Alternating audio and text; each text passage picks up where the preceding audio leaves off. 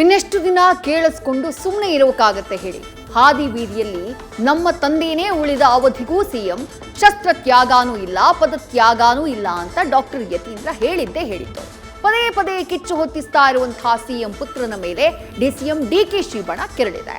ಇವತ್ತು ಬಹಿರಂಗವಾಗಿಯೇ ಸಿಎಂ ಪುತ್ರನಿಗೆ ಇಕ್ಬಾಲ್ ಹುಸೇನ್ ಎಚ್ಚರಿಕೆಯನ್ನ ನೀಡಿದ್ದಾರೆ.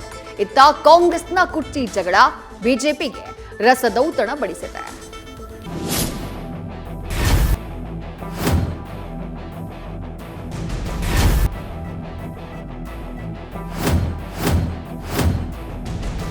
ಶಿವಕುಮಾರ್ ಅವ್ರಿಗೊಂದು ಅವಕಾಶ ಬೇಕು ಅನ್ನೋದನ್ನ ಮನಸ್ಸಲ್ಲಿ ಎಲ್ಲರೂ ತುಂಬಿಕೊಂಡಿದ್ದಾರೆ. CLP ಮೀಟಿಂಗ್ ಅಲ್ಲಿ ಚರ್ಚೆ ಮಾಡದೆ ಹೊರಗಡೆ ಎಲ್ಲ ಬಂದು ಹೇಳಿಕೆಗಳನ್ನ ಕೊಡೋದ್ರಿಂದ ಏನು ಉಪಯೋಗ ಇಲ್ಲ, ಗೊಂದಲ ಜಾಸ್ತಿ ಆಗ್ತಾ ಇದೆ ಅಷ್ಟೇ. ಈಗ ನಿಮ್ಗಿಷ್ಟ ಅಲ್ವಾ ನಾನು ಆಗೋದು?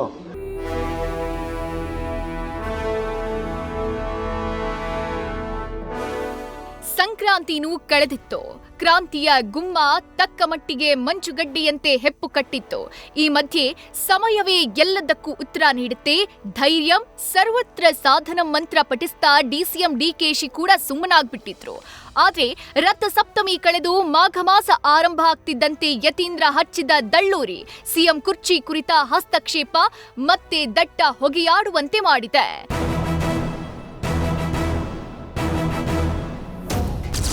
ಪದೇ ಪದೇ ತಂದೆ ಪರ ಎಂಎಲ್ಸಿ ಡಾಕ್ಟರ್ ಯತೀಂದ್ರ ಬ್ಯಾಟಿಂಗ್. ನಮ್ಮನ್ನ ಪ್ರಚೋದಿಸಬೇಡಿ, ಸಿಎಂ ಪುತ್ರಾಗೆ ಇಕ್ಬಾಲ್ ಪಂಚ್. ಇದೊಂದೇ ಬಾರಿ ಅಲ್ಲ ಬಿಡಿ, ಸುಮಾರು ಸಾರಿ ಆಗೋಗಿದೆ. ಸಿಎಂ ಬದಲಾವಣೆ ವಿಚಾರ ತಣ್ಣಗಾಗ್ತಿದ್ದಂತೆ ಸಿಎಂ ಪುತ್ರ ಡಾಕ್ಟರ್ ಯತೀಂದ್ರ ಕಡ್ಡಿಗೀರಿ ಬೆಂಕಿ ಹಚ್ಚಿದ್ದು. ಇದರಿಂದ ಡಿಸಿಎಂ ಡಿಕೆಶಿ ಬಣದ ನಾಯಕರು ಉರಿದೋಗಿದ್ದು ಜಗಜ್ಜಾಹಿರು. ಮೊನ್ನೆ ಪವರ್ ಶೇರಿಂಗ್ ವಿಚಾರ ಸೆಟ್ಲ್ ಆಗಿದೆ ಅಂತ ಡಾಕ್ಟರ್ ಕೊಟ್ಟ ಡೋಸ್ ಡಿಕೆಶಿ ಕ್ಯಾಂಪ್ನ ತಲೆ ಸುತ್ತುವಂತೆ ಮಾಡಿದೆ. ಪದೇ ಪದೇ ತಂದೆ ಪರ ಬ್ಯಾಟ್ ಮಾಡ್ತಿರೋ ಯತೀಂದ್ರ ವಿರುದ್ಧ ಇವತ್ತು ರಾಮನಗರ ಎಂಎಲ್ಎ ಇಕ್ಬಾಲ್ ಹುಸೇನ್ ಸಾಹೇಬ್ರು ನಖಶಿಖಾಂತ ಸಿಡಿಸಿದ್ದಾರೆ.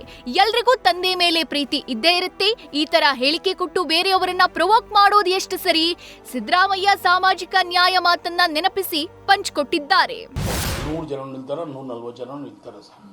ನೋಡಿ, ಅವರೆಲ್ಲರೂ ಕೂಡ ಯಾಕೆ ಅಂತ ಹೇಳಿದ್ರೆ ಒಂದು ಸಿದ್ಧಾಂತದ ಮೇಲೆ ಅವರೆಲ್ಲರೂ ಕೂಡ ನಿಂತಿದ್ದಾರೆ. ನಾವು ಗೊಂದಲ ಸೃಷ್ಟಿ ಮಾಡಬಾರ್ದು, ನಾವು ಅವ್ರ ಪರ ಇವ್ರ ಪರ ಅಂತ ಹೇಳಿ ಗೊಂದಲ ಮಾಡಬಾರ್ದು ಅಂತ ಹೇಳಿ ಎಲ್ಲರೂ ಮನಸ್ಸಲ್ಲೂ ಇದೆ. ಎಲ್ರಿಗೂ ಆಸೆ ಏನು ಅಂದರೆ ನಾವೆಲ್ಲರೂ ಕೂಡ ಸಮಾನವಾಗಿ ನಡ್ಕೋಬೇಕು, ಈ ಶಿವಕುಮಾರ್ ಅವ್ರಿಗೊಂದು ಅವಕಾಶ ಬೇಕು ಅನ್ನೋದನ್ನ ಮನಸ್ಸಲ್ಲಿ ಎಲ್ಲರೂ ತುಂಬಿಕೊಂಡಿದ್ದಾರೆ.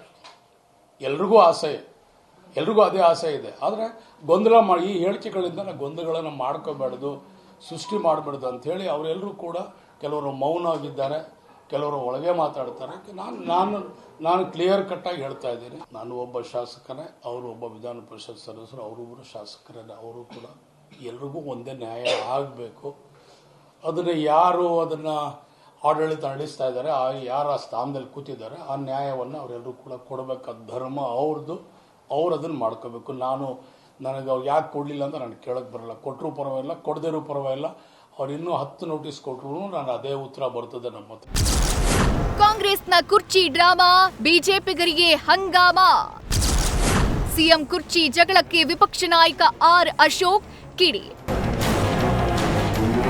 ರಾಜ್ಯ ಕಾಂಗ್ರೆಸ್ ಪಾಳ್ಯದ ಕುರ್ಚಿ ಕಾದಾಟ ಬಿಜೆಪಿ ರಸದೌತಣ ಬಡಿಸ್ತಾ ಇದೆ. ಕಾಂಗ್ರೆಸ್ನಲ್ಲಿ ಎಲ್ಲ ಶಾಸಕರು ಜ್ಯೋತಿಷಿಗಳಾಗಿದ್ದಾರೆ. ಇವರ ಜಗಳದಿಂದ ಅಭಿವೃದ್ಧಿ ಆಗ್ತಾ ಇಲ್ಲ. ಗೊಂದಲ ಬಗೆಹರಿಸಬೇಕಾದ ಹೈಕಮಾಂಡ್ ವೀಕ್ ಆಗಿದೆ, ಕೆಪಾಸಿಟಿ ಇಲ್ಲ ಅಂತ ವಿಪಕ್ಷ ನಾಯಕ ಆರ್ ಅಶೋಕ್ ಟೀಕೆಗಳಿಂದ ತಿವಿದಿದ್ದಾರೆ. ಗೊಂದಲದ ಗೂಡ ಹುಟ್ಟಿದೆ, ಇಡೀ ಕರ್ನಾಟಕ ಗೊಂದಲದ ಗೂಡಾಗಿದೆ. ಕಾಂಗ್ರೆಸ್ಸಿನ ಬಹಳಷ್ಟು ಶಾಸಕರು ಪ್ರತಿದಿನ ಜ್ಯೋತಿಷ್ಯ ಹೇಳ್ತಾರೆ, ಡೇಟ್ಗಳನ್ನು ಕೊಡ್ತಾರೆ, ಬದಲಾವಣೆ ಡೇಟ್ಗಳು. ಮತ್ತೆ ಡಿಕೆ ಶಿವಕುಮಾರ್ ಡಿಕೆ ಅಂತೇಳಿ ಸಭೆಗಳಲ್ಲಿ ಸಿದ್ದರಾಮಯ್ಯನವರ ಸಭೆಯಲ್ಲೇ ಕೂಗಿಸ್ತಾರೆ. ಇಷ್ಟೆಲ್ಲ ಗೊಂದಲಗಳಾದರೂ ಕೂಡ ಕೇಂದ್ರದ ಕಾಂಗ್ರೆಸ್ ನಾಯಕತ್ವ ಈ ಕಡೆ ತಿರುಗಿಯೂ ನೋಡ್ತಾ ಇಲ್ಲ. CLP ಮೀಟಿಂಗ್ ಅಲ್ಲಿ ಚರ್ಚೆ ಮಾಡದೆ ಹೊರಗಡೆ ಎಲ್ಲ ಬಂದು ಹೇಳಿಕೆಗಳನ್ನ ಕೊಡೋದ್ರಿಂದ ಏನು ಉಪಯೋಗ ಇಲ್ಲ, ಗೊಂದಲ ಜಾಸ್ತಿ ಆಗ್ತಾ ಇದೆ ಅಷ್ಟೇ. ಕರ್ನಾಟಕದಲ್ಲಿ ಅಧಿಕಾರದ ಕಿತ್ತಾಟ ಇದೇ ನಾವು ನೋಡ್ತಾ ಇರೋದು ಪ್ರತಿದಿನನೂ ಕೂಡ. ಅದರಿಂದ ಇಷ್ಟೆಲ್ಲ ಆದ್ರೂ ಕಾಂಗ್ರೆಸ್ ಕೇಂದ್ರದ ನಾಯಕತ್ವ ಮೌನವಾಗಿದೆ ಅಂತ ಹೇಳಿದ್ರೆ ಅವ್ರಿಗೆ ಇದನ್ನ ಬಗೆಹರಿಸುವಂತ ಕೆಪಾಸಿಟಿ ಇಲ್ಲ. ಆ ಕೆಪಾಸಿಟಿಯನ್ನ ಕಳ್ಕೊಂಡಿರುವಂತ ವೀಕ್. ಗದ್ದೆಯಲ್ಲೂ ಡಿಕೆ ಶಿವಕುಮಾರ್ ಮುಂದಿನ ಸಿಎಂ ಕೂಗು.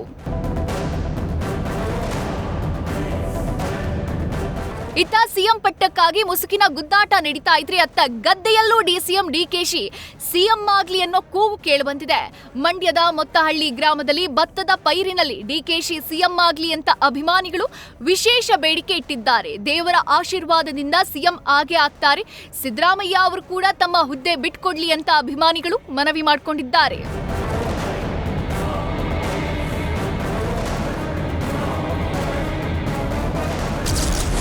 ಕುರ್ಚಿ ಫೈಟ್ ನಡುವೆ ನಾಳೆ ಡಿಕೆಶಿ ದೆಹಲಿ ಯಾತ್ರೆ. ನೀರಾವರಿ ಯೋಜನೆಗಳ ಸಂಬಂಧ ಡಿಕೆಶಿ ಟೂರ್. ಈ ಮಧ್ಯೆ ನಾಳೆ ಡಿಸಿಎಂ ಡಿಕೆ ಶಿವಕುಮಾರ್ ದೆಹಲಿ ಯಾತ್ರೆ ಕೈಗೊಂಡಿದ್ದಾರೆ. ರಾಜ್ಯದ ನೀರಾವರಿ ಯೋಜನೆಗಳ ಸಂಬಂಧ ಯಾತ್ರೆ ಅಂತ ಖುದ್ದು ಡಿಸಿಎಂ ಅವರೇ ಮಾಹಿತಿ ನೀಡಿದ್ದಾರೆ. ದೆಹಲಿಯಲ್ಲಿ ಹೈಕಮಾಂಡ್ ಭೇಟಿ ಮಾಡಿ ಕುರ್ಚಿ ವಿಚಾರ ಚರ್ಚೆ ಮಾಡೋ ಸಾಧ್ಯತೆ ಇದೆ. ಹೌದು, ಕೇಂದ್ರ ಸಚಿವರು ಭೇಟಿ ಮಾಡ್ತಾ ಇದ್ದೀನಿ, ಲೀಗಲ್ ಟೀಮ್ ಭೇಟಿ ಮಾಡ್ತಾ ಇದ್ದೀನಿ, ನಮ್ಮ ಕಾಂಗ್ರೆಸ್ ನಾಯಕರನ್ನ ನಮ್ಮ ಹೈಕಮಾಂಡ್ ನನ್ನ ಯಾರು ಕರೆದಿದ್ದಾರೆ ಅವ್ರನ್ನ ಭೇಟಿ ಮಾಡ್ತಾ ಇದ್ದೀನಿ. ಅದೆಲ್ಲ ನಾನು ಹೆಸರು ಹೇಳಕ್ಕೆಲ್ಲ ಆಗಲ್ಲ. ನಿಮ್ಗೆ ಯಾಕೆ ಇಷ್ಟು ಕುತೂಹಲ? ನಾನು ನೋಡ್ರಿ, ನಾನು ಕಾಂಗ್ರೆಸ್ ಅಧ್ಯಕ್ಷ, ಡೆಪ್ಟಿ ಸಿಎಂ ನನ್ನ ಕಡೆ ಸೈಡ್ ಗಿಡಿ. I am the president of the party as on today. ಈಗ ನಿಮ್ಗೆ ಇಷ್ಟ ಅಲ್ವಾ ನಾನು ಆಗೋದು? ನಿಮ್ ಬೈಕ್ ಹೇಳಿ ಫಸ್ಟ್. ಇತ್ತ ಮುಂದೆ ಪಂಚ ರಾಜ್ಯಗಳ ಚುನಾವಣಾ ಅಗ್ನಿ ಪರೀಕ್ಷೆ ಎದುರಾಗಿದೆ. ಹೀಗಾಗಿ ಸಿಎಂ ಚೇಂಜ್ ವಿಚಾರ ಹೈಕಮಾಂಡ್ಗೆ ಧರ್ಮ ಸಂಕಟ ತಂದಿಟ್ಟಿದೆ.